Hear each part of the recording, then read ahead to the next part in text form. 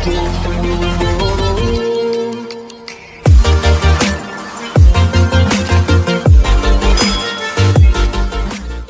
வாரியத்தின் அனைத்து விதமான வேலைவாய்ப்பு செய்திகளையும் அறிந்து கொள்ள நமது டிஎன்இபி ஜாப் இன்ஃபோ யூடியூப் சேனலை சப்ஸ்கிரைப் செய்யுங்கள்.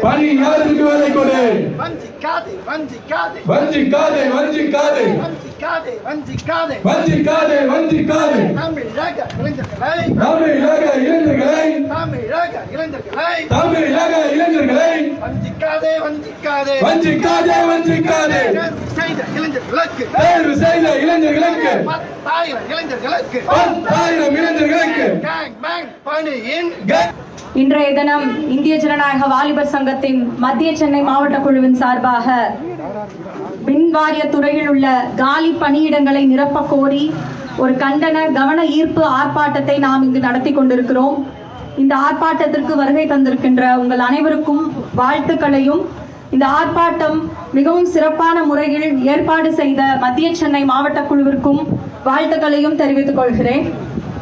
அன்பர்களே, நமக்கு முன்னாடி நிறைய விஷயங்களை தோழர்கள் பேசி சென்றிருக்கிறார்கள்.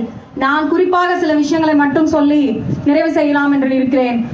ஏற்கனவே நமக்கு தெரியும் மின்சாரத்துறையில என்னபடியான குளறுபடியான வேலைகள் நடந்துட்டு இருக்கு, என்னென்ன குளறுபடிகள்லாம் தொடர்ச்சியா நடத்திட்டு இருக்காங்க அப்படிங்கறதெல்லாம் எங்களை விட விவரங்கள் கூடுதலாகவே உங்களுக்கு எல்லாருக்கும் தெரியும். தொடர்ச்சியா அரசாங்கம் மின்வாரிய துறையில காலி பணியிடங்களை நிரப்ப மறுத்துட்டு இருக்கு. கேஷுவல் லேபர்ஸ்ங்கிற பேர்ல கான்ட்ராக்ட் லேபர்ஸை எடுத்துட்டு அவங்க முறையான எந்தவித ஒரு பணி நியமனத்தையும் செய்யாம இருக்கிற உழைப்பை எல்லாத்தையும் வர வரைக்கும் லாபம்னு சுரண்டிட்டு இருக்கு. எந்த விதத்திலையும் நமக்கும் பணி உத்தரவு என்பதை கொடுக்கறது இல்ல. தொடர்ச்சியா வருடம் நம்ம எடுத்து பார்த்தோம்னாலும் இந்த பிரச்சனை என்பது அதிகரித்து கொண்டுதான் இருக்கிறதே ஒழிய எந்த விதத்திலையும் குறைந்த பாடு இல்லை. இங்க நமக்கு முன்னாடி நீங்க உட்கார்ந்து இருக்கிற எல்லாருமே கையில வச்சிருக்கிற போஸ்டர்களே நமக்கு செய்திகளை சொல்லும். எத்தனாயிரம் காலி பணியிடங்கள் இருக்கு, எவ்வளவு காலம் தாமதம் படுத்திட்டு இருக்காங்க, ஏன் இந்த கேங்மேன்ல இருந்து அசஸர்ல இருந்து எல்லா பணியிடங்களையும் நிரப்பாம இருக்காங்க, எல்லா விஷயங்களையும் சொல்லுது. ஏன்னா மின்சாரத்துறையே தனியாருக்கு தாரை வார்க்க முடிவெடுத்திருக்கின்ற மோடி அரசுக்கு ஒத்து உதிர ஆடிட்டு இருக்க ஒரு கைப்பாவையா பொம்மையா இருக்கிற ஒரு அரசா தான் இன்னைக்கு ஆளுகின்ற தமிழக அதிமுக அரசும் இருக்கு. எங்களுக்கு முதுகெலும்பே கிடையாதுங்க அப்படிங்கிறப்போ அவங்க என்ன சொல்றாங்களோ அதை மட்டும் தான் கேட்டுட்டு மண்டையாட்டிட்டு இருப்போம். அப்படிங்கிறப்போ இவர்களுக்கும் எந்தவித முடிவும் எடுக்கின்ற தெம்பும் துணிவும் இல்லாத ஒரு அரசாங்கமாக இருக்கும் பொழுது நம்மளோட வாழ்க்கை தான் மண்ணா போயிட்டு இருக்கு. தினம் எங்க எடுத்து பார்த்தாலும் வேலை வாய்ப்பின்மையால் ஏதேனும் ஒரு மூலையில் ஏதாவது ஒரு இளைஞர் இன்னைக்கு தற்கொலை செஞ்சுட்டு இருக்காருங்கிற செய்தியை கடந்து வராம இருக்கிறது இல்ல. இந்தியாவிலேயே வேலை வாய்ப்பின்மையால் வேலைக்கு வருமானம், அதாவது செய்கின்ற வருமானம், வேலைக்கேற்ற வருமானம் வந்து குடும்பத்துக்கு போதாமையால் தற்கொலை செய்து கொள்கின்ற இளைஞர்கள், குறிப்பாக தற்கொலை செய்து கொள்கின்ற மாநிலங்களின் பட்டியலில் தமிழகம் 2வது இடத்தில் இருக்கிறது. அரசாங்கத்துக்கு இது ஒன்றும் தெரியாமலாம் கிடையாது. எல்லா ஆவணங்களையும் எல்லா ஆய்வறிக்கைகளும் அரசாங்கத்தோட டேபிளுக்கு போய்கிட்டு தான் இருக்கு. அரசாங்கங்கள் தொடர்ச்சியா இந்த தகவல்கள் எல்லாம் கேட்டுக்கிட்டு தான் இருக்காங்க.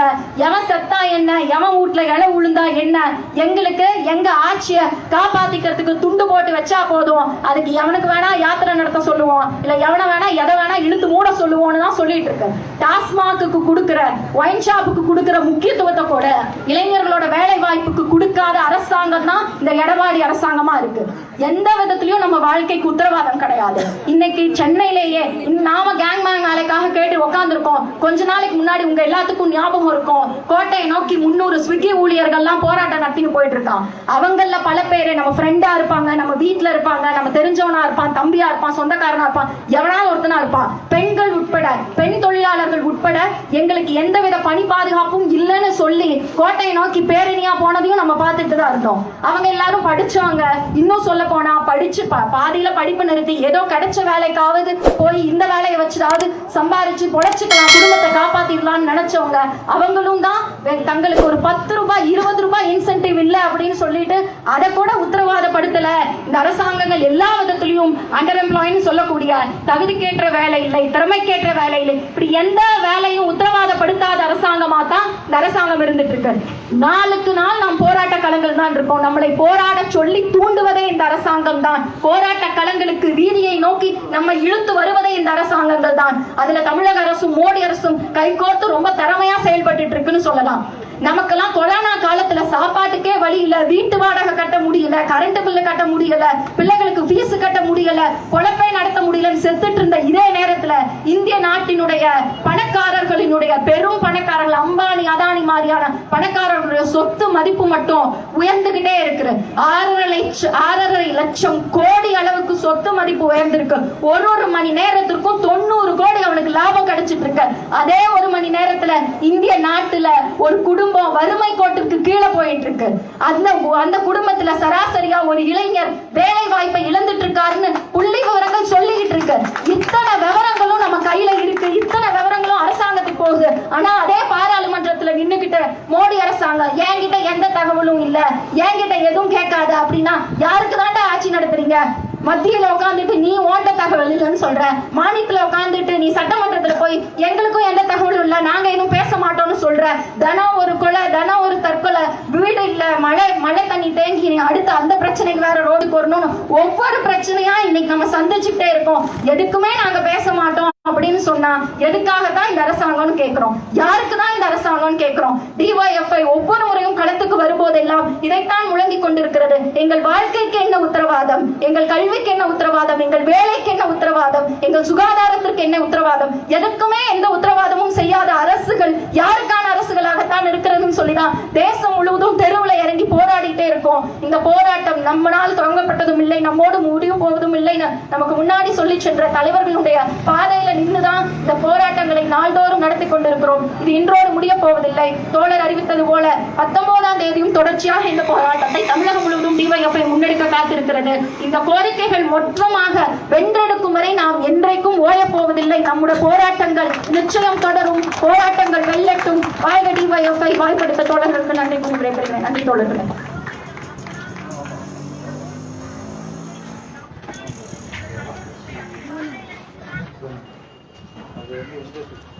இங்கே வந்திருக்கக்கூடிய நண்பர்கள் ஒருவராக தோழர் ஆனந்த்ராஜ், திருவண்ணாமலை மாவட்டத்தை சேர்ந்த தோழர் அவங்களோட கஷ்டத்தை நம்ம முன்னாடி பகிர்ந்து கொள்ள வராங்க அப்படின்ட்டு.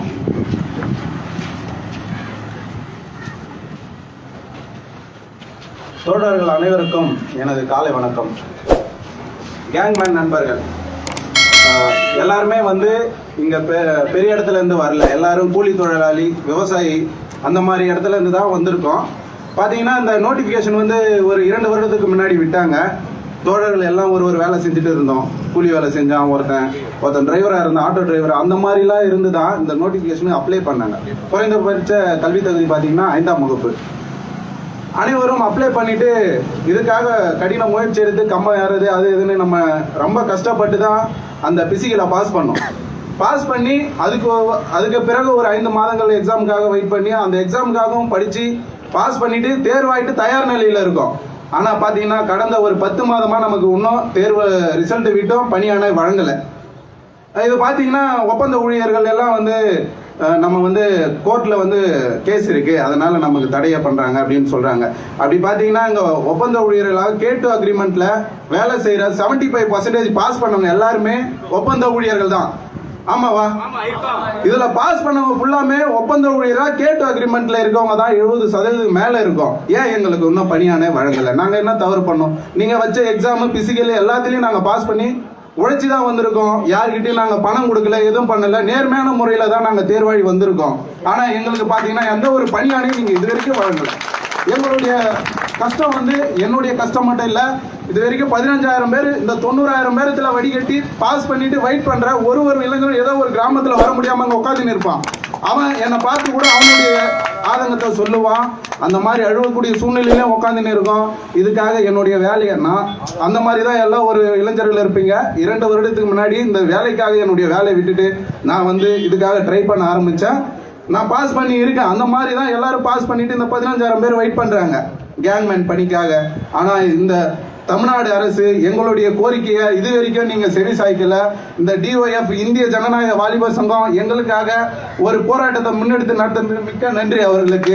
இவர்கள் இல்லை என்றால் இந்த இடத்துல நாங்கள் வந்து பேசியிருக்க மாட்டோம். இதே தலைமைச்சர் அலுவலகத்துக்கு நான் 2 முறை வந்திருக்கேன், வந்து என்னுடைய கோரிக்கையை கொடுத்துருக்கேன். ஆனால் அதை அவங்க ஒரு பொருட்டாவே எடுத்துக்கல.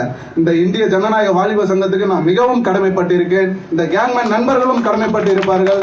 ஒவ்வொருவருடைய ஆதங்கமும் ஒவ்வொருவருடைய கவலையும் அவர்கள் தீர்த்து வைத்திருக்கிறார்கள். மிக்க நன்றி. அதுபோல விரைவில் இந்த பணியாணையை வழங்க வேண்டும். எங்களை போன்ற இளைஞர்கள் பார்த்தீங்கன்னா மிகவும் வறுமையில் உள்ளோம். இந்த வேலை கிடைத்தால் திருமணமாகும் என்ற நிலைமையில் பாதி இளைஞர்கள் இதில் வெயிட் பண்ணிட்டு இருக்கோம். எங்களுக்கு கூடிய சீக்கிரத்தில் விரைவில் பணியாணை வழங்கணும்ட்டு இந்த தமிழ்நாடு அரசையும் நாங்கள் வற்புறுத்தி கேட்டுக்கொள்கிறோம். நன்றி. வாய்ப்பளித்த இந்திய ஜனநாயக வாலிபர் சங்கத்துக்கு மிக்க நன்றி.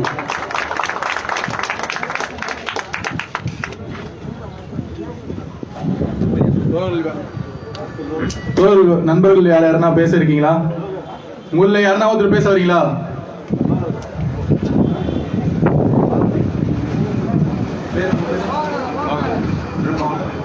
லோகநாதன், விழுப்புரம் மாவட்டத்தில் இருந்து.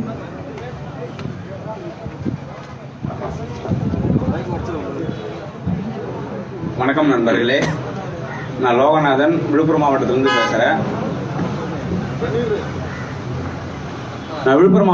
பேசுகிறேன். நான் பார்த்தீங்கன்னா கேங்மேன் எக்ஸாம் பாஸ் ஆகியிருக்கேன். நான் பார்த்தீங்கன்னாக்கா 2018 கஜா புயலும் நான் போயிருக்கேன். நான் ஒரு ஆளில் கஜா புயல் போன ஆளில் ஃபிசிக்கல் டெஸ்ட்டு பாஸ் ஆகிருக்கிறேன். கிரிப்பர் செட் அடிக்கிறது எல்லாமே நாங்களாம் பண்ணியிருக்கிறோம். நாங்களும் ஒரு கேட் டாக்குமெண்ட்டில் வேலை செய்கிற ஒரு 72% நானும் ஒரு ஆள். நாங்கள் பார்த்தீங்கன்னா இது மட்டும் இல்லாமல், அதாவது அரசு ஒப்பந்த தொழிலாளி அப்படின்னு சொல்லிட்டு இபியில் வந்து இப்போ கிடையாது, 98ஓட முடிஞ்சிடுச்சுன்னு சொல்லிட்டு சொன்னாங்க. சரி, கேட் டாக்குமெண்ட் போட்டவங்க நம்ம இந்த மின்சாரத்துறைக்கு நாங்கள் கடமை ஆட்டணும் அப்படின்னு சொல்லிட்டு இன்னைக்கு வரைக்கும் நாங்கள் வேலை செஞ்சுட்டு வந்துட்டு இருக்கோம். என்னுடைய வாழ்வாதாரம் பாதிக்குது. என்னுடைய தங்கச்சிக்கு மேரேஜ் பண்ணணும், என் அண்ணனுக்கு மேரேஜ் பண்ணணும், என் தாய் தந்தையை பார்த்துக்கணும். என்னுடைய சம்பளம் கம்மி, என் குடும்பத்துடைய கஷ்டங்கள் கம்மி. நாங்கள் 10,000 குடும்பங்கள் இருக்கிறோம். என் குடும்பத்தை பாருங்க, எங்களுடைய இந்த தமிழ்நாட்டில் இருக்கிற என்னோட குடும்பத்தை பாருங்க, இந்த 10,000 குடும்பம் பாருங்க. நாங்கள் எவ்வளோ கஷ்டத்தில் இருக்கோம்னு சொல்லிட்டு எப்படி சொல்றதுன்னு தெரியல. எங்களுடைய கண்ணீரை நாங்கள் எப்படி நாங்கள் பண்றதுன்னு தெரியல. லாஸ்டா வாழ்வா இல்லை சாவான்னு கூட தெரியாது நாங்கள் நினைச்சிட்டு இருக்கோம். எங்களுடைய உரிமையை தாங்க, நாங்கள் ரொம்ப கஷ்டத்தில் இருக்கோம். இந்த 10,000 நானும் ஒருவனா இருக்கிறேன். நான் என்னுடைய வாழ்வாதாரத்தை பாதிக்காத எங்களுடைய கஷ்டத்திலே நாங்கள் ரொம்ப ரொம்ப ஒரு வயிற்று வழியால இருக்கிறோங்க. நாங்களாம் எங்களுடைய 10,000 குடும்பத்தினுடைய வேலை வாய்ப்பு தாங்க.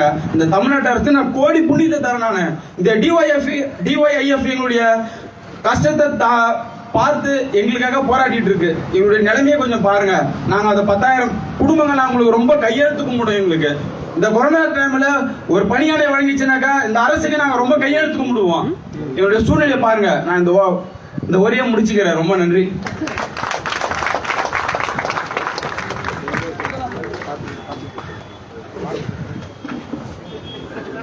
அடுத்ததாக மாவட்ட பொருளாளர் திரு சித்தார்த்தன் அவர்கள் கண்ணனை உரையாற்றுவார்.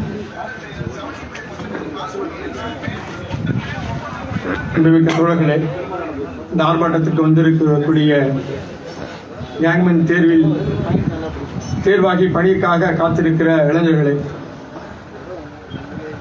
இன்றைக்கு தமிழகத்தின் பல்வேறு பகுதிகளில் இந்த கேங்மேன் பணிகளுக்கு பணியாணை வழங்கிட கேட்டும், அதே போல இருக்கிற காலி பணியிடங்களை நிரப்பிட கேட்டும் இன்றைக்கு இந்த போராட்டத்தை இந்திய ஜனநாயக வாலிபர் சங்கம் துவங்கி இருக்கு.